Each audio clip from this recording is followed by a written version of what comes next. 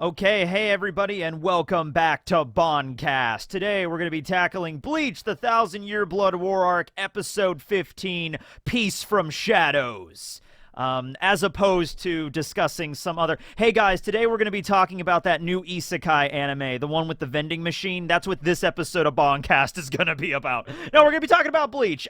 Couple of things to mention right out of the gate. You might notice that the episode on the screen right here is a little bit poorer quality. That's for a reason. I added a filter over it. Also, I tweaked the opacity a little bit because last week... I had to try to upload the episode like 3 or 4 times.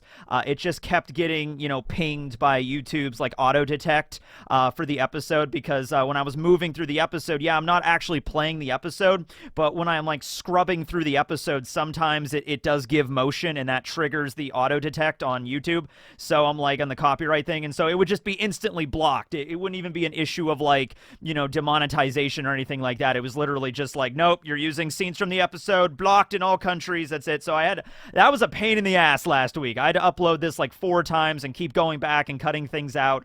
There was one part of the last episode that was cut, and it was the part where I was discussing the Vizards, the Vizards still in the world of living. That whole part, I tried to edit around it to make it work, but like no matter what I tried, it still kept getting alerted. So I cut that part out in the YouTube version. Now remember, this is technically a podcast, so that's kind of where the whole thing kind of started as. I'm doing this video version on YouTube on the channel, but go check out Spotify. The link is always below in the description for the full-length episode. If you were like, oh, the part of the Vizards that I didn't have in the YouTube version last week, that's all included in the Spotify version. So I will try to not move through the episode too fast this time. So we're starting out. This is actually an original scene. So this episode goes 5 chapters, from chapter 547 to 551. That is from the end of volume 61 into the beginning of volume 62. For those of you that are reading along here, I actually do enjoy... actually, let me know about that in the description, because I will definitely do that. I'll watch the episode and then read through the chapters just really quickly to see if there's anything like major differences here. There is one that I noticed with Yhwach pretty much right away. Not like a big change, but just sometimes like they'll move characters around. So in one scene, Yhwach is explaining the shadow dimension, like how it actually works. So in the manga, he's like standing on top of the Silburn while like explaining it, and in this episode he's like sitting in his throne like explaining it to Uryu. Not a really big difference, but like it's just little things like that you notice when you're reading them side by side. So let me know if anybody like reads the manga while watching the episode to see what they changed. But one thing that you'll definitely notice, and this is where we're starting it off, is this scene at the beginning, the meeting hall in the Silburn. So this is before the Vandenreich invades the Seireitei. This is before the Shadow Dimension kind of takes it over. This was just like a company meeting between all of the Star Knights, the Stern Ritters together, and you see Haschwalth sitting at the end here. There's really good table scenes in Bleach. Probably the most notable one was the scene with all of the Espada. That was in the 7th opening, After Dark, which, by the way, is probably a forerunner for my favorite Bleach opening of all time.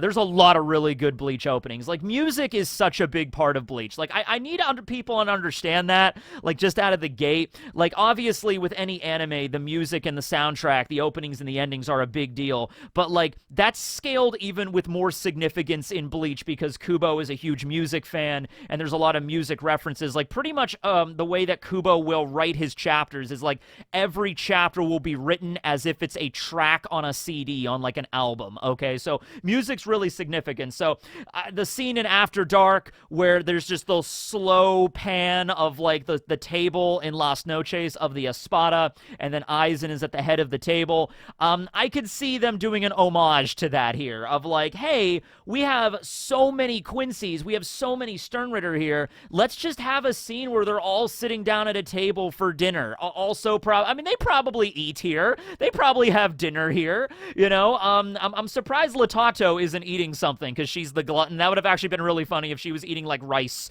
or something while all this, like, serious meeting is going on here. Look at the size of this table. It's meant to have, like, Thanksgiving dinner, you know what I mean? So anyway, another really big thing with this, and we saw this in the trailer, by the way. I brought this up in the trailer.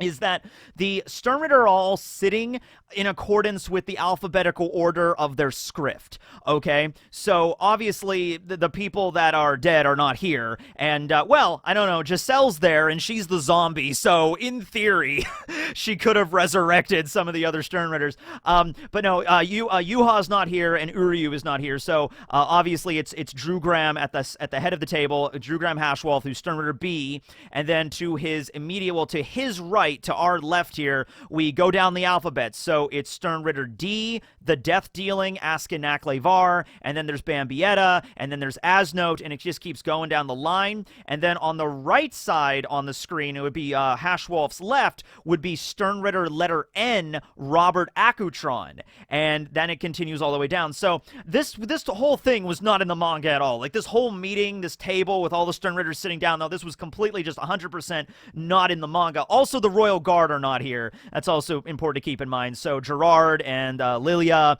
Pernida's not here. Askin has not been promoted to the Royal Guard yet, so he's still like in the lower tier here. Obviously, the Stern Ritter that are dead are not present. So yeah, that's pretty cool that they did that. Also, the way it's shaked down, that leads Askin and then Robert to be like immediately next to Haschwalth. So they're kind of like the ones that are closest to him, just because how that goes. And so they're discussing a situation here about why are we even bothering, like, attacking the captains? Why are we even bothering invading, like, as a full force? Shouldn't we just send the Soldat? I think it's BG9 that actually recommends that, because the idea is, like, you know, the Stern Ritters have already stolen the Shinigami Bankai, right? So, like, what's the point, right? And the Soldat are just, like, the vanguard. They're the ones that are just, like, the dispensable soldiers. Just send them to go thin it out. Now, obviously, that would not work because the Shinigami have been training, so just sending the Soldat, even wave after wave, is probably not going to work from what we saw what Toshiro and Soi Fon are capable of right now. They would just wipe out the Soldat like no big deal. They definitely still need the Stern Ritter to actually take down the captains. However, we then have Shinji, who has his Bankai that they don't know about yet, and Shinji's Bankai, I'm just waiting for it. We don't get it in this episode, but we might get it next week, maybe. We'll see how that goes. That one would be pretty much able to wipe out all of the Soldat soldiers without really any problem whatsoever. So it's just cool to see the Stern Ritter like sitting down like this. Like we have Bambi sitting next to Asnote, you know, and then they do a lot of really cool things with the shots here where like right here it's basically like Bambi is like leaning back in her chair, kind of like she doesn't really care about anything and she's just, you know, chilling out, and then the camera kind of goes on top of her here, so it's like reversed. And so they're also mentioning that, yeah, the Stern Ritter that stole the Bankai from their respective captain, they kind of have dibs on those captains. So Bambi is kind of like, okay, so her target's Sajin, BG9, Stern Ritter K's target is Soi Fon, Kang Do, Stern Ritter I, the Iron's target will be Toshiro, and, well, Asnote stole Senbon Sakura, but I don't know if they're aware that Byakuya is still alive, because he's in the Soul Palace right now. I don't know if they're aware that he left and went to the Soul Palace. I think Asnote, the last time Asnote saw Byakuya, he was pretty much dead. So I think they just kind of assumed, like, all right, yeah, he's already dead, so we're just going to leave it at that. So something else I wanted to bring up here, because I kind of already mentioned it. So we have Robert Akutron here, who's Stern Ritter letter N, and then I mentioned BG9, who's Stern Ritter letter K. And those are the two Stern Ritters that we never learned their script. We know their letter, but we don't know their power. Okay, so in this episode, we actually focus a lot on BG9 because he's fighting Soi Fon, and we don't learn what the letter K stands for here either, which is unfortunate. We get the title card of, like, Stern Ritter letter K, BG9, but we don't know exactly, like, you know, what his power is. We also don't even get the explanation on what exactly BG9 is. Yeah, right here. So BG9, he's a robot, like, I guess, but he's still, like, capable of, like, human, like he makes mistakes that would be indicative of a human. Later on, he even, like, fails and is begging for his life in front of Yhwach to not kill him. Okay, so he's a robot, but he's still capable of, like, his own mortality. and like he's capable of like making mistakes and stuff. Like he talks like a regular person, except he is a robot. He even mentions to Soi Fon in this episode that like it's like I'd hold my breath, but I never breathed to begin with. So that's how it goes. So not really sure what the story with BG9 is. I'd like to know. Honestly, he's a robot guy. Like, that's just inherently interesting, and we never learn about him. BG9, is there a BG8, BG7? He's a Quincy with a damn minigun. I feel like there's more to his backstory than Kubo really explains. So, we still got some stuff with him next episode. The battle is not over yet in this one, so I'm hoping next episode... See, the obvious thing with BG9 is he would be the knowledge. That was one that was, like, pretty common because he's a robot and he was like studying Soi Fon. Like after he defeats Soi Fon, he's like, scanning her and like extracting information in this really kind of disturbing scene where like a bunch of like his wire tentacles are like coming out, and it's like it's just really weird. And so the idea is, okay, maybe he's Sternritter letter K, the knowledge, because he's a robot and he's like assimilating information or whatever. But as for Robert, who's Sternritter letter N, I honestly could not tell you what his power would be, because we just really don't get to see much with him. We know his Voltstandig is Green Manuel, which is Walk of God. We don't really get much from that. He uses pistols, but, like, plenty of Quincy's use firearms. Like, BG9 here, once again, is a Quincy with a damn minigun. He's not Quincy, he's not Sternritter M, the minigun, or anything like that. He just is a robot guy, Sternritter letter K, that happens to use a minigun. So I don't really think that would be indicative of Robert's abilities. He also has a suitcase. Maybe the suitcase is something. I don't really know. But yeah, let me know there. I definitely, like, it would be really kind of weird if we didn't learn about their powers on this second run through. You know what I mean? It would be a little strange there. Okay. But right, one more thing before we move on is the main premise of this scene, which the reason they are going as a full force, the reason they're going in full power to defeat them is to crush hope. You gotta understand, this is not just an invasion for the sake of an invasion. This is revenge for the Quincy's. They tried to do this 1,000 years ago. They got defeated. They had to retreat to this shadow dimension to hide and gather power for 1,000 years, waiting for Yhwach to revive. And now they're finally reaching the point where after 1,000 years, they can finally invade again. And, yeah, this is, we want to take everything away from the Shinigami. Everything. So we took away their Bankai. Now they're going to be like, okay, well, maybe we can fight without our Bankai. Maybe if we just through pluck and grit and moxie, maybe we can pull this off, right? And so Haschwalth is stating, no, we are going to take everything away from them, including their hope. We're going to give them hope, and then we're going to crush it into powder. That is how we do this, all right? So that's the situation with this Quincy meeting.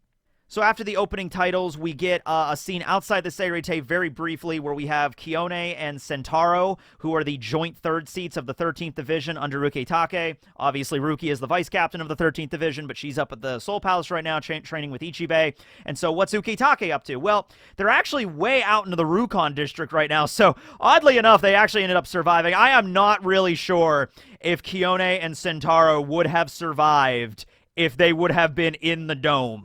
They actually both make it out and become vice captains way later in their own right, in like the Breaths from Hell, the new Breaths from Hell one-shot that Oda did. Kione Kotetsu, who is the younger sister of Isane Kotetsu, ends up becoming the 4th Division lieutenant, and Sentaro, since Ukitake, spoiler alert from what happens with him in this arc, you know what? I'm not going to spoil it. After the events of this arc, Rukia becomes captain of Squad 13, and Sentaro becomes her lieutenant. Okay, so they both end up becoming lieutenants, but I'm not sure if they would have made it out if, because they're not super powerful, and the Quincy's are pretty strong, so it's kind of good they just avoided this. It's like, well, like, they're nervous, obviously, they're scared, like, holy shit, Captain Ukitake, some crap is going on over at the Seireitei, but at the same time, you can kind of imagine, like, whew, okay, well, glad we dodged a bullet here, holy shit, so anyway, they're way out in the boonies right now. They're way out in Rukon District 76. Keep in mind, the Rukon District has 80 districts, so it's pretty far out. This is actually where Ukitake grew up, Sakahone, which is Rukon District 76. And he grew out way out in the country as well, and he is actually praying at a shrine at the moment. right here, and this is the shrine to, we're going to see later, is the Mimi Hage, who is revered throughout the Rukon district. It's kind of like their own little religion of the Soul King, but it's like only of a specific part of the Soul King, and that is of the right arm of the Soul King, the Mimi Hage. And so we all know Ukitake has an illness, and it's the reason why he's still alive is because of the Mimi Hage, because it kind of inhabits him and allows him to survive, even though he still is kind of like he has coughing fits and things like that. He just would have died as a child. It's also the event, I think, that might have changed his hair white. Although, I think his hair was white even before that. His hair changed white when he was, like, really sick as a child. I don't think the Mimi Hage had anything to do with that. But anyway, yeah, so he's out in the Rukon district praying. He's going to this god because, like, things are really getting rough at the moment, and it's like we don't really know what we're going to do here. So he just goes to this thing and just kind of prays to it, beseeching the Mimi Hage to lend its power to him, and he's kind of preparing to sacrifice himself if it means saving the Seireitei using the Mimi Hage's power. He's basically getting insurance on the worst possible scenario, which is the death of the Soul King. If it comes down to the death of the Soul King, the Mimi Hage might be able to prevent that. We'll see how that pans out, but that's what Ukitake's up to at the moment. So we now cut back over to the Seireitei, where we're in the former First Division barracks. Keep in mind, all of the Seireitei has now been turned over to this Quincy city, so the area is no longer what it used to be, so they've effectively lost their home field advantage. Shunsui even brings up here, he's like, oh, boy, howdy. I even set traps all over the Seireitei, ready for them to invade again, but looks like that all just went up in smoke, and so Shunsui is actually so suave in this episode. He really is. He's like, all right, I think it's because Yamamoto was so enraged after the first invasion. Like, Yamamoto just charged right in, and that resulted, like, Yhwach expected that, and that kind of resulted in Yamamoto dying. So Shunsui's like, all right, they're definitely going to invade again, but we got to do things different this time. We cannot just run in half-cocked. He can't just go screaming like, oh my god, what did you do to the Seireitei? Ah! He just can't go charging in because that's what Yamamoto did, and it didn't work out. That's what they're going to be expecting. So he's like, okay, the one thing I can kind of take away from them here is they're expecting, like, the captains, and probably especially the head captain, to be freaking out. I'm not going to give them that, all right? I am going to do this calmly, and Shunsui did not predict this happening. He even says, like, I thought they were going to do something that was going to be, like, surprising, like a surprise attack, obviously, but he did not expect the whole freaking Seireitei to transform into their home field advantage, the Quincy's home field advantage, and losing that. So, he's shocked, but he's kind of reining himself in. He's like, all right, let's play this out. Let's see how this is going to go. I'm not just going to run out and don't know where I'm going, all right? Let's just kind of hold our grounds at the moment here, okay? So now we have a scene with Yhwach and Uryu. And now this is the scene I mentioned. So normally Yhwach was, like, I think, on top of the Silburn. Now he's just in his throne room. And he's explaining the Shadow Realm, essentially, to Uryu. And he's like, all right, look, we lost 1,000 years ago. However, Quincy ability is tied to Reishi. The more Reishi that exists, the more power they have. Since they were in the Soul Society, where everything is made of Reishi, especially the Seireitei, where everything is like condensed Reishi, they were able to basically create their own pocket dimension, which is pretty impressive. However, I would imagine this pocket dimension was not being... They weren't able to create this overnight. This whole Quincy city, that took 1,000 years. They couldn't just, like, snap their fingers and make that. They had to kind of retreat into the shadows and slowly, like, siphon off the Reishi from around them to create their own pocket space to build up this Quincy city. So this is a plan that's literally been in their back pocket for a millennia, that they've just been waiting to just flip the script and activate the Shadow Realm and just... So two spaces that exist in the same location in the universe. It's just that they never touched, and now they're just flipped. Okay, so I assume the Seireitei that we would know got sent to the Shadow Realm. So that's, like, in the shadows as well right now, but that never really gets brought up, what happened to the original Seireitei. This also doesn't work for anything living. Any living being doesn't get sent to the other dimension. They just stay where they are. It's just the dimensions, like, shift around them. So that's a pretty interesting power there, but it is brought up that, like, yeah, this took, like, 1,000 years to really get to. So now we're cutting over to the former 12th Division barracks, R&D. Askin is here, and I love this scene because, like, all of the 12th Division, like, the scientists are trying to figure out, like, what just happened here? We don't know what's going on. Did the Seireitei really just vanish? And then Askin's there, and he's just like, wow, you guys are supposed to be R&D? Wow, clearly a pocket dimension activated and flipped all of your reality with ours. Clearly. You guys call yourself scientists? I mean, this is like 101 stuff. So Askin's just screwing with them. He's just like messing with them there, and he's just like, you know, he's like, oh, where did this guy come from? And just like, guys, I was here the whole time. I imagine in the shadow dimension, they all kind of like went to their designated locations, and they just stood there, and they just waited for because they were waiting for this. They knew it was going to happen. The Shinigami did not. So Askin was like, all right, tell you what, I'm going to stroll over to the 12th Division barracks R&D. So he stood at the corresponding location in the Shadow Realm where that would be, and then it flipped, and then he's just there, and so he didn't even move.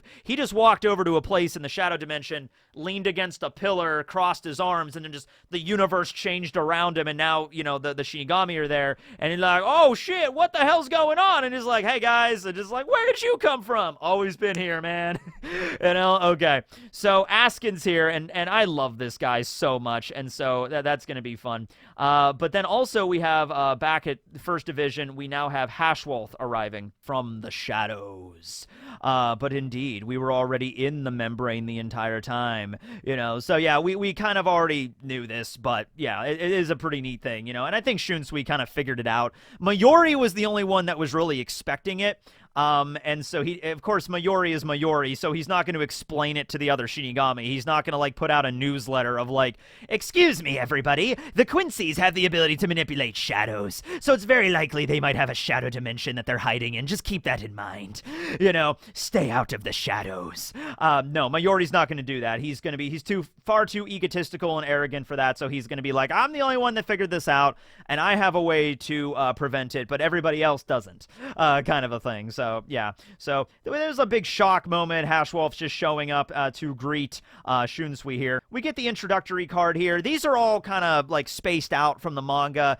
We got a lot of these, like, during the previous, like, chapters that were in the last episode. I think, like, chapter 543, 544, though, no, 544, 545, I think we got, like, the bulk of the letters. So they exchange pleasantries. You know, Haschwalth is a very respectful gentleman, as is Shunsui. They're not just gonna dive in and say, like, I love this shot, and this is what I mean by, like, Shunsui's, like, staying calm, but also, like, a suaveness with Shunsui, where these are two individuals, Haschwalth and Shunsui. They are not gonna just charge into attack. It's not just going to be like, you know, oh, you're an invader. Oh, you're a Shinigami. Oh, you know, like, these are two guys that are, like, aware that, like, all right, look, you're laying a bunch of traps for me. I'm laying a bunch of traps for you. You probably have some weird ability that'll be able to counter my stuff, and you probably have a weird Shikai and Bankai that'll be able to do some strange stuff to me. I'm just going to hang back here, and we're just going to politely introduce ourselves, all right? So Shunsui announces, I am the head captain of the 13 Court Guard Squads. Yeah, I'm Shunsui Kyoraku, and Haschwalth is like, I am Stern Ritter, you know, I am designated B, I am the Stern Ritter Grandmaster of the Star Knights, Jugram Haschwalth, and they meet. Shunsui mentions, like, oh, I don't know if you knew if I was the new head captain, or maybe you did know, that's why you arrived. And Haschwalth is like, yes, in fact, I did know you were the new head captain, and I'm here to just kind of meet and greet you kind of situation there. So it is definitely implied that Haschwalth came here to eliminate Shunsui. Now, he doesn't get the opportunity because of what Nanao's going to do with her Kido barrier. But I love how we're seeing, because, like, Shunsui knows Nanao's technique. Haschwalth doesn't, but they're still exchanging pleasantries. And it's like, if Nanao was not there, and if she did not develop that barrier technique, I kind of would have liked to see Shunsui fight Haschwalth here. Like, they would have battled. And we would have seen how the powers would have worked off each other, the balance against Katen Kyokatsu, which is a very interesting paradigm given how unique Shunsui's power is, and eventually his Bankai, which kind of affects both people. So the balance is an ability that kind of, like, you know, is like the scales. It balances the misfortune from one person to another. thing is, though, with Shunsui's Bankai, it affects both of them equally. So it's not like Shunsui's Bankai only deals damage to the enemy and nothing to him. The ultimate technique of his Bankai essentially ends both of their lives simultaneously. So it's actually a very unique power that would counter the balance, I think, because there is no misfortune to misbalance because the misfortune is on both of them. You know what I mean? I don't know how that would work, but it would have been really cool to see. We're not going to see a battle between those two, but hey, that's what YouTubers are for, right? Okay. Let's see here. Yes. You're so impatient. Yes. So they have a back and forth here. Askin is in R&D, and I was here from the beginning. We've already been through that, and here we go. Here we go. So Mayori begins to emerge out of his lab. Okay, so he figured out Quincy's invaded by shadows, so he's like, all right, I don't know what's going on here, but shadows are definitely involved. So I'm just going to do this. I'm going to build super bright fluorescent. My God, with the filter I added over this, it's like even brighter than usual. But it's like, boom, you know, and just like, hey, I'm just going to modify my lab where literally every surface emits light. Everything emits light. I imagine he just went out and bought a bunch of those LED light strips like I have back here. Yeah, that's pretty much what Mayori did, and just lined his entire lab with it. Now, every surface is just illuminated, so no light exists. I mean, no shadows exist in the light room, so therefore his room did not flip with the dimensions. His room stayed right where it was, and that's important because that all the different like R&D, like computers and like sensory equipment is all inside of his lab. And he also built a little outfit for Nemu back there with a little cute little top hat with a bow tie on it. So, you know, I love Mayori. I love Mayori in the clever way that he, you know, thinks outside the box with this stuff, right? Now, before we get back to him, though, we're going to cut back over to our outside the 10th Division barracks, or the former 10th Division barracks, where some Shinigami are like, hey, you know what? Guys, we got this. We're going to mobilize together. We were preparing for this. We knew they were going to attack this time. Wasn't really expecting the whole Quincy City thing, but we knew they were going to attack this time. You shall not pass! Boom! And then Bazz-B just nukes them. It's actually a really funny scene in a really morbid way, because they're like, they don't even give, he doesn't even let the Shinigami finish their little motivational speech, like, you shall not pass! Ah! They just get, you know, just immolated, just, you know, in flames, and Bazz-B shows up, and he's like, we already invaded, like, you shall not pass, like, we already passed, like, a while ago, we passed right, like, the invasion is complete, like, this is kind of just mop-up duty at this point, you know what I mean, like, we've already invaded, we're already doing this, right, okay, so, Bazz-B's fight now, is, of course, going to be between Toshiro Hitsugaya and Rangiku Matsumoto. I don't know why I said, of course, as if it was obvious, I guess because Bazz-B's fire and Toshiro's ice, it had to happen at some point, but when you really actually think about it, like, Toshiro, this isn't a good maneuver for you. You really shouldn't fight this guy. Oddly enough, it's almost as if Toshiro invented his new techniques based off of fighting Bazz-B, from what we're going to see with the vacuum ice walls and everything, which is weird because he did not have his Bankai stolen by Bazz-B. It was stolen by Kang Do. So you'd think he would be fighting, you know, to figure out a way to fight Kang Do. And I guess the vacuum ice wall stuff could work against anything, but they're really good against fire and heat. And so that's the interesting kind of paradigm here, where Toshiro gets his Bankai stolen by Kang Do, but then he focuses on the fire guy, and he's like, I'm going to deal with the fire guy. It's like, really? Toshiro, like, you could focus on other people maybe. That might be a smarter move, but okay. I mean, it's clever what he comes up with. I'm not trying to take away from, you know, Toshiro's, you know, genius, you know, ideas when the battle, you know, the tactics and everything like that, they're good. I'm just saying, it's like a weird, it's like, you know, an ice type Pokemon. He's like, all right, I got the fire type, guys. Don't worry about it. It's like, yeah, I know, but you're weak. Yeah, don't worry, I got this. It's like, okay, I guess, but all right, sure. So, Bazz-B announces himself as the Heat, and this is the same as in the manga, so he doesn't actually get the title card that says the Heat. He actually is like actually saying to Toshiro his title as the Heat. But yeah, our attributes seem to be quite compatible, so Bazz-B's not worried at all here. Like, you gotta understand just how little fear Bazz-B, he feels nothing. He feels like I am literally just gonna walk over this ice captain. Like, he's literally the ice captain who's got his Bankai stolen. I'm the fire guy. I'm literally just gonna melt this this captain and be on my way. And you know what? Like, he's really not wrong. he's really, really not wrong, okay? What's the next scene here? Oh, this is the scene with Maurecchio, right? Okay. So I'm not going to spend a lot of time on this. Maurecchio is with his little sister, Mario. And Mario is very scared, obviously, because their entire house just got turned into a cold, unfeeling, dark Quincy Shadow City. And Maurecchio, look, Maurecchio has like a whole arc in this moment in the manga where he kind of becomes a brave man. Where up until now, like in the Soul Society arc, Maurecchio was just this big, like, fat, like, lazy kind of character that's just, like, eating crackers, and Soi Fon is just deriding him constantly. And then he kind of really comes into his own in the Fake Karakura Town arc when he fights against Parduk, who is one of Baragon's Fractions. And he's still a little arrogant in that fight, but he manages to, you know, win the day a little bit, kind of. And anyway, he had a moment. And then here he has even another moment where he's like, look, I need to go fight the Quincy's. You need to stay here so I can protect, you know, mom and dad and all of our brothers and sisters. Maurecchio has a huge family. And also, as you see here, Mr. Gondawara and Mr. Kanemitsu, who are their neighbors, you know, because I love how he mentions their neighbors. Like, I'm going to save mom and dad and also all of our sisters and siblings and brothers and whatnot. I'm also going to save our neighbors. Our neighbors they're really nice. You know, they let us use their pool when it's hot outside. You know, they're really nice people. I'll make sure they're safe as well. They're probably dead, by the way. Mr. Gondawara and Mr. Kanemitsu, they're probably most likely dead. But, you know, it's kind of an interesting scene, though, in Maurecchio's, like, context, because it is a brave thing that he's doing. Like, I'm going to go fight the Quincy's. You need to stay here. Leaving your little sister alone in the Quincy Shadow City, that might not be a good idea. See, that's the thing. That's the whole thing with the Quincy's, like, having their home field advantage is their home field advantage. They're going to kill every Shinigami they see. They're not going to go easy on the children. You know what I mean? So, Maurecchio, maybe it might be, I know it's scary, but maybe it might be a good idea for you to bring her with you, just because, like, now we'll see what happens in a moment here.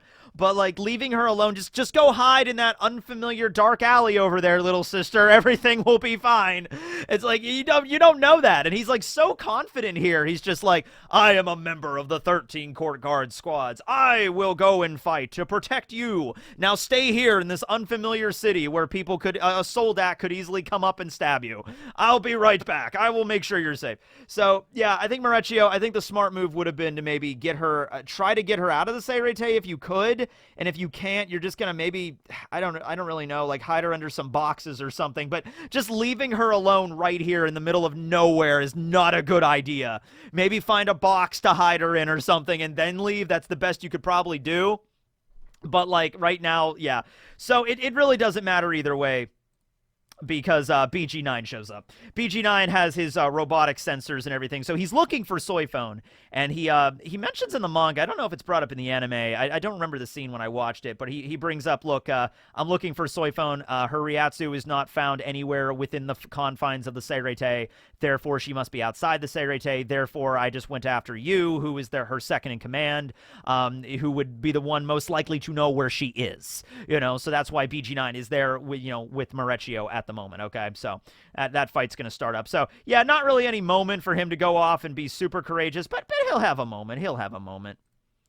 All right, so this is where we get the eye catches for the episode, the interstitch. We have the Vandenreich, and I think the other one was Shunko for Soi Fon. Rangiku is so adorable in this episode. I love Rangiku's, like, little expressions here, although she does something later she does it in the manga too, and it's a very standard trope, but whatever.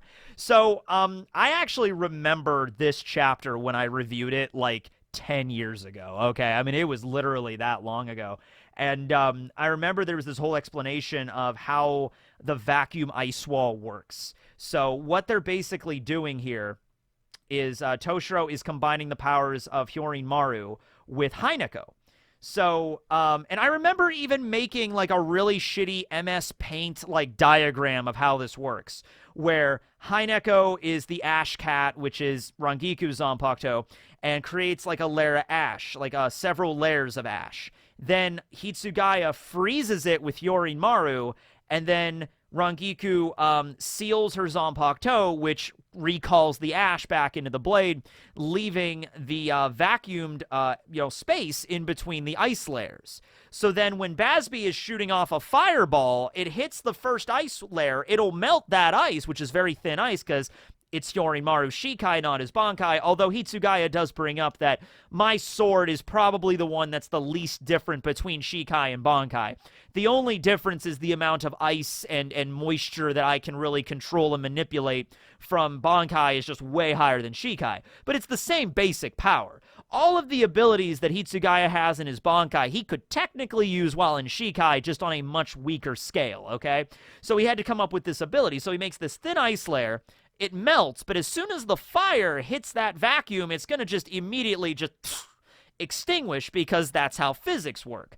So it's a very, very clever ability that's like the perfect counter for the fire guy. Unfortunately, he's the fire guy, and he's going to have more up his sleeve than just throwing fireballs at you, and he does. But it was a very clever idea. You can see Toshiro was really taking stock of the situation, and he's like, okay, what do I have to work with here? What are the things that I have in my toolbox? Okay, I'm the captain of Squad 10. I have my subordinates. I have Matsumoto. She is my lieutenant. She has a Zanpakuto, it has her abilities. What about if I combine Yorimaru's abilities with Hineko's abilities? Maybe it'll create some cool stuff. And Rangiku was so happy when Toshiro came to her about that. Like, oh my god, Captain, you're relying on me. That's so nice. You're not doing everything on your own like you usually do. That was a really nice character development moment for both of them, because they argue and bicker back and forth, but they really do care about one another, and they've been together forever. Remember, Rangiku was the one that really told Toshiro about his abilities, and, you know, when Toshiro was living with his grandmother, and he could not control his spiritual pressure, it was actually causing her grandmother to freeze and lose weight and honestly, you know, suck away her life force. And so Rangiku's the one that ran into Toshiro one day in Rokongai, and he's like, hey, you need to go and be a Soul Reaper. You're going to be one of the best, I can guarantee. Your Ryatsu is very powerful, but it's untamed, it's uncontrolled. So come to the Seireitei with me, learn how to be a Soul Reaper, and learn how to control your Ryatsu, because if you stay living with your grandmother, she's just going to die. Okay, this was in Bleach -15, which I believe was the prelude chapter to Diamond Dust Rebellion, which was the second movie. Kubo released like a little chapter like talking about Toshiro's backstory and how he met Rangiku. So yeah, it's a really clever technique. It's really clever, utilizing physics and stuff, but it's just Bazz-B's not even taking this fight seriously yet, you know? The vacuum layered ice, Mille Fury, is now complete. And she just came up with the name, and Toshiro's like, please don't give it names. We did not talk about this. We did not come up with a name. Anyway, yeah, Toshiro, just the same thing I just brought up. You know, between Shikai and Bankai, amongst captain levels on Zanpakutos, it's probably the most similar. And so there you go. There's the ability there. So they launch a vacuum ice blade at Bazz-B, which hits, and they do the thing where they just assume that he's defeated. Also, okay, the thing that Rangiku also does, Rangiku literally takes the time to explain to Bazz-B what they are doing. She takes like a full 30 seconds to explain to Bazz-B, we're making a vacuum wall right now. Which is like, come on now, like, I get it. It's a trope, but like, so many Shinigami are dead. So many Shinigami, so many lives have been brutally murdered by the Quincy's. They literally left a pile of corpses strewn about the Seireitei, not only like a couple of weeks ago, if that. How long's it been since the first invasion? It could not have been longer than a month, okay? Those bodies aren't even cold yet. And the Quincy's now invade again. And Rangiku is going to be like, oh, well, since you're so interested, well, what I did is I created Hineko, and that created ash, and then the ice, and then I withdrew the ash, and that created an ice wall. Isn't it just so cool?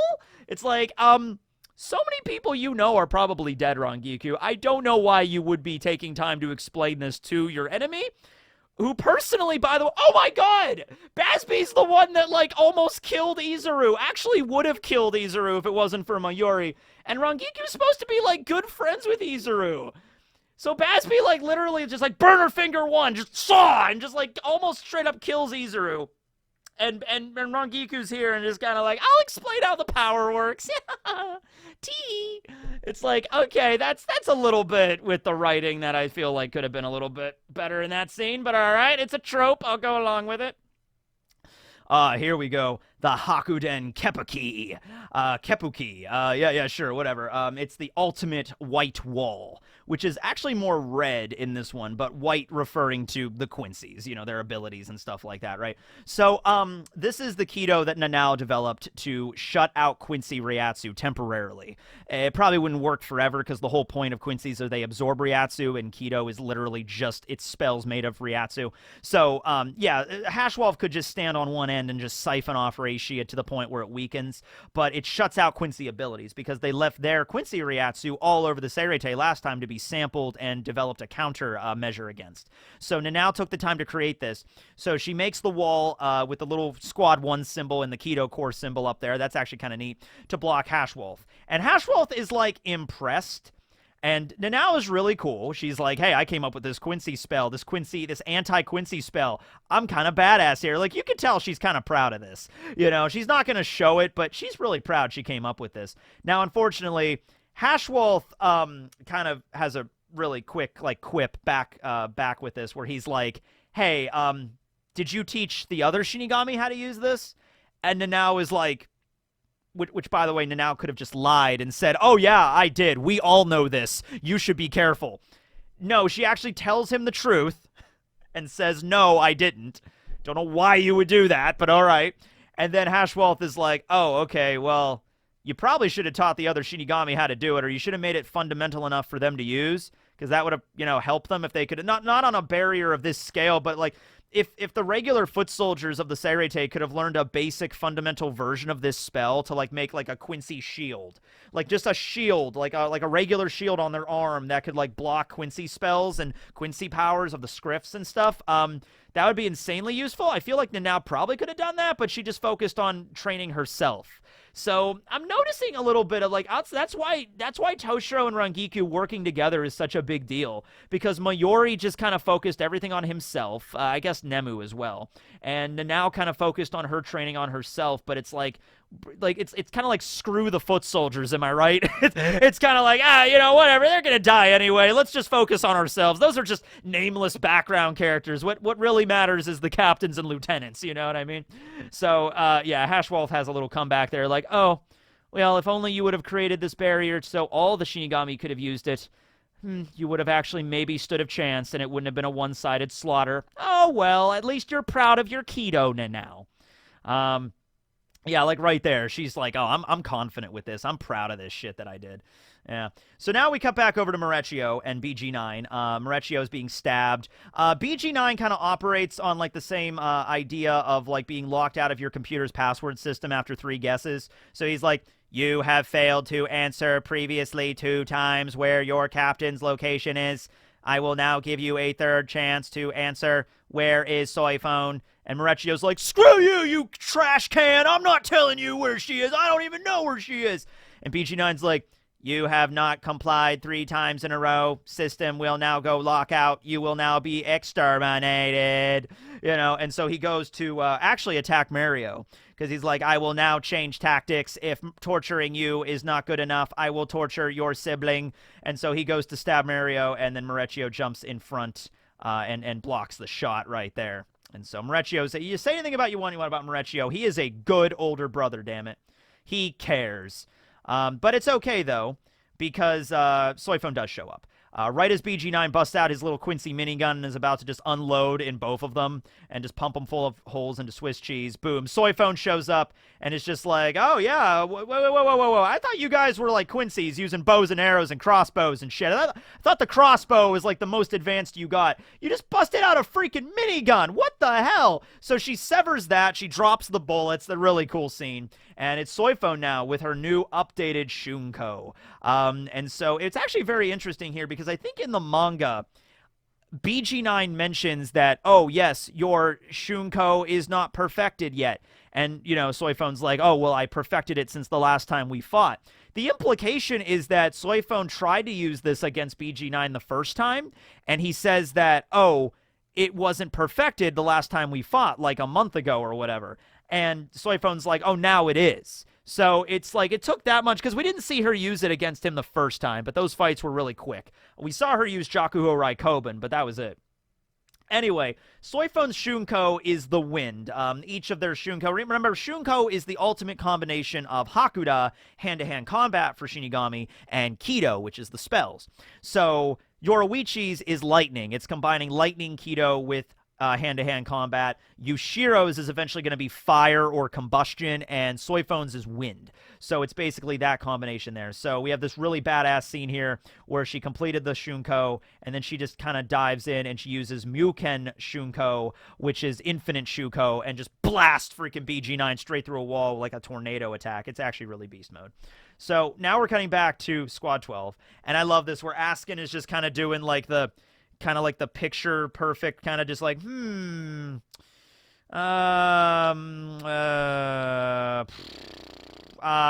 I'm not doing it. I'm not fighting you. There's too many variables here. My ability... See, it's funny because we didn't know his ability the first time this happened in the manga. Now we do. So now realizing the full breadth of this makes perfect sense, because Askin's ability is the death dealing, which allows him to make certain, and I explained this last time, make certain things toxic or poisonous to you. So he can make your own blood poisonous to you. He can make your own reishi poisonous to you over like the median lethal dosage and stuff. He basically adjusts lethal dosage in the human body. He can make air lethal to you. I mean, it's crazy the kind of stuff he could do with his power. But even he is looking at Mayori and he's like, I'm not fighting you because I know the kind of guy you are. Every single time I change my ability and make it, like, I could make your blood poisonous to you. You know Mayori would have some crazy syringe to pull out and be like, ah, you've made my blood toxic to me, have you? Well, all I have to do is replace my blood with something else. And then he'll do that because he's Mayori, obviously has that on standby. And he's like, Askin's like, all right, now I'll make the air toxic to you. Ah, well, I'll just use this ability so I don't have to breathe oxygen. Ha ha ha! And he's like, oh, son of a bit. You know what? I'm not dealing with you. This is not fun for me. I could probably kill you, but it would take, like, a really long time and all these different... I'd have to switch through all these different things until I found something that would finally work on you. So, you know what? I'm just gonna leave. And he does. He does leave, and they just let him go. Mayori doesn't chase after him. He's like, nah, I'm fine. It gives me more time to analyze your abilities anyway. I mean, you know, it's fine. You don't actually have to fight me. I'm not gonna fight you. And so he's like, okay. And so I'm just going to have to get out of here, right? You know, I have more time to analyze spiritual pressure while you're gone, so it's not a big deal. And Askin even does the thing as he's walking away. He's doing the slow walk, and he kind of turns back, and he's like, are you sure? Like, yeah, I'm not messing with you right now. I'm not like, I'm going to turn away and I'm actually going to attack you. Like, no, I mean, I'm really not going to attack you. You could attack me. Mayori's like, nope, I'm good. I'm like, all right then. Okay then. Well, you have fun. I'm going to go have a picnic. And he does, by the way. He really does. He just goes and has a picnic and just watches all the other Stern Ritter fight. So they here Toshiro and Rangiku, they witness the attack, the Shunko technique used against BG9 by Soi Fon. So they're like, oh, okay, so she's fighting. She might have just won her battle. Maybe we won ours, but you didn't. We've only warmed up halfway, and you want to leave me? Yeah, Bazz-B isn't even... Okay, first of all, they're not even using their Volt standings yet, which is a big deal. Also, Bazz-B's not even using his named techniques. He's just using fireball, like nameless fireball attacks, right? He's not even doing anything really yet. So he takes off his cloak, revealing those really cool armbands with the skulls on them. You know, considering the Quincy's are indicative of a certain...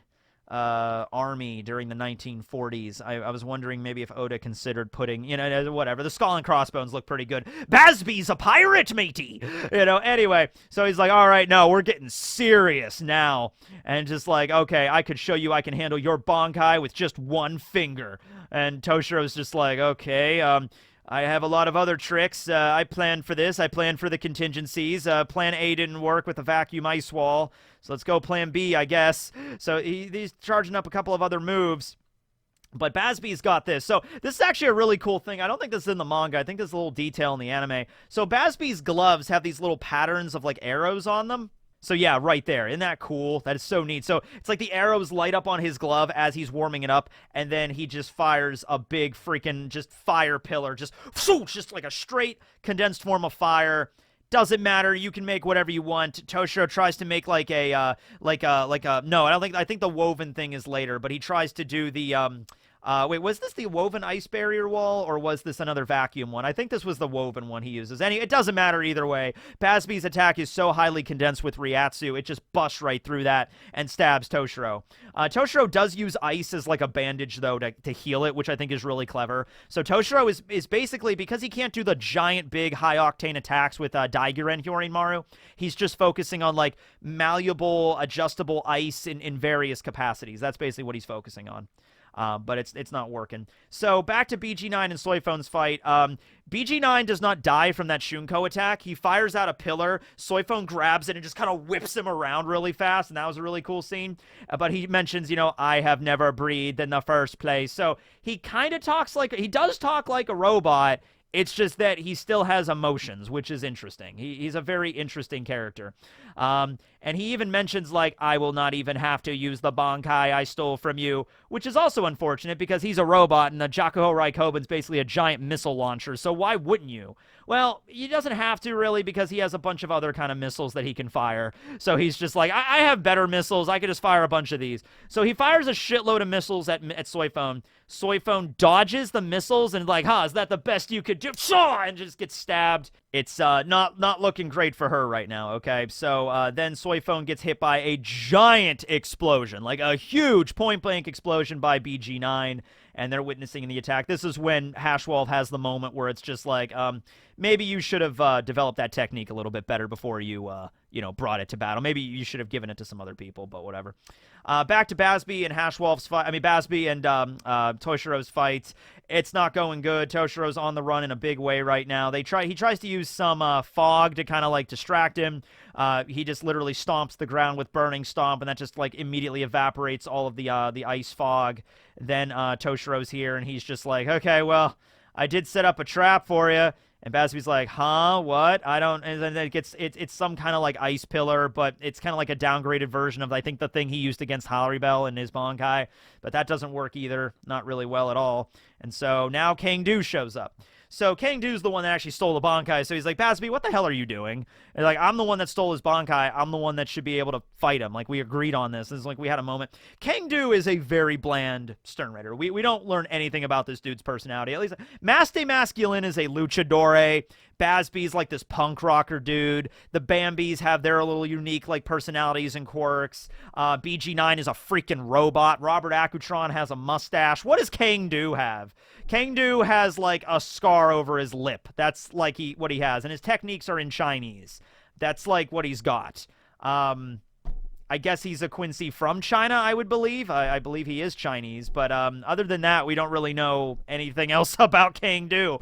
So he's not a very interesting character. But he is the one that's going to be taking the baton from Bazz-B here. So we now do the last scene of the episode where we cut back to Mayori, where he's mentioning, like, yes, the only one that can fight without a Bankai, I guess, is me. Just, once again, lending to his arrogance. It's just like he really does not care about anybody else. And then, right as he's thinking about how to get involved in the fight, a transmission goes through, and it's actually Uehara. And Uehara mentions to Mayori here in this scene, I have completed the method to reclaim the Bankai. And Mayori's reaction to this is like, the fuck you say? And then it ends the episode right there, which I love that, which is just like, what? No! I went through so much trouble to build the light armor. I was so clever. I avoided the shadow dimension, and now Uehara has to one-up me again? Damn you, Uehara! So that we cut the episode there, and we have the ending scene. And so we also have an ending scene in this episode, though. We're going to cut back to Ichigo here. I kind of hope the ending scenes from the episodes, like the closers, might actually just be Ichigo's training. That might be the best way to do it, honestly. Instead of just cutting back to Ichigo during the episode, maybe having Ichigo during the end credits would work. It would work better. So Ichigo is still walking the same path he was last episode. That wasn't like the entrance. That really does seem to be the actual training. The training is like Ichigo just arrives in this area, this path, and it seems like a very short path with these ropes off to the side and then just a grass a grass and gravel rock path that just kind of leads up to the torii gates of a shrine. And Ichigo, actually, it looks like Ichigo still holding the wooden sword or the stick? He just had a stick last time. That actually looks like a sword this time. Well, anyway, Ichigo is just walking down the path, and there is no beginning. I mean, there is a beginning, but there is no ending. So he just keeps walking down the path, and it's one of those things, like an optical illusion kind of thing, where the torii gate, the shrine, just keeps moving further and further away from Ichigo. He's not ever really getting closer to it. He's just kind of walking, right? And all the while, Ichibei is reciting this kind of, not a poem, kind of. It's more of just like a description of this realm he's in, where only the chosen can really reach the end. All the others will only become rocks or empty vessels, as he puts it. Losing fame and losing sound. I'm not really sure. Oh boy, there's a couple of ways to interpret this. You could interpret this as this is a trial that all members of the Zero Squad had to encounter when they first became members. And there's like failures that could not actually do this, and they ended up turning into statues. And they just lost their humanity and their existence, and they just became statues. Like their souls just became stone. Or you could look at it like an even higher degree, you could look at it as a way to become a Soul King, like the Soul King process kind of thing. That might be going a little bit too far with it, but, I think it's something more just indicative of how to become a member of the Soul, of the member of the Soul Palace, of the Zero Squad, Well, anyway, Ichigo is just walking. That's an Ukiura backstory reference there, and he's mentioning the entire time he's walking, it's just getting heavier and heavier. Like, what's up with this weight? Like, the more he's walking, it's just the gravity becomes more intense. And he also brings up that, like, so he's like, he's walking, the only way out is through, you have to keep going. If you stop, you're going to get crushed, or you're going to be like, it doesn't matter if it takes you days or hours or weeks or months or years. You got to keep going forward, because that's the only way out. If you give up, you lose. Okay? And so I would imagine the more you walk, the more gravity pushes down on you. So it gets heavier and heavier the more you walk, to the point where Ichigo might have to literally just be resorting to crawling. But I would imagine eventually, it might be one of those things where the you coming to terms with where you are and who you are is the thing that really ends it. There was a training arc in Toriko that was a lot like this one time, where they were on a road. Toriko had to walk on this road that just had no end, and eventually him kind of coming to terms with it is kind of what ended the training, kind of. And so Ichigo might have that as well, where he realizes Ichigo kind of sees into the eyes of infinity. He kind of sees into the abyss and knows that it has no end, and he kind of comes to terms with that, and that might be how his training concludes. And Ichibei is at the end, and he says this is the unapproachable path. So it's like you can never truly get to the shrine, and you have to kind of accept that. I don't really know how this is going to go about it. It's very metaphysical, but that's the end of the episode, and then we get the poem and the conclusion. The next episode is the fundamental virulence. Yeah, episode 16, the fundamental virulence. So we had Bambietta as the scene there, I think. So it'd be really cool if we get the Shinji fight next episode with his Bankai. I would love that. So I guess we'll see next time. But anyway, I hope you guys enjoyed this episode of BAN-KAST. I hope this one doesn't get pinged by YouTube. It is like immediately. It's like, nope, gotta retry it, gotta upload again. I'll be like, all right, well, it'll be up on Spotify no matter what relatively quickly. So hope you can check that out. Thanks for watching, everybody. This will be Tekking signing out. BAN-KAST.